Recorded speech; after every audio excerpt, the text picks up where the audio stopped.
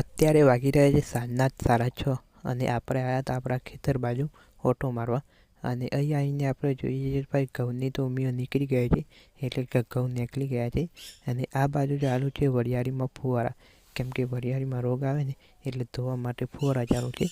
પછી આપણે ત્યાંથી ચાલતા ચાલતા પહોંચી ગયા આપણા એરંડાવાળા ખેતરમાં. અને અહીંયા છે આપણા એરંડા, જે એરંડા થઈ ગયા છે અને થોડા દિવસો પછી ઉતારવા પણ આવી જશે. પછી આપણે આવી જઈએ છીએ ઘરે અને દારૂ આથમી ગયો હોય છે અને આપણી ભેંસો છે ને એને બાંધવાની હોય છે અંદર.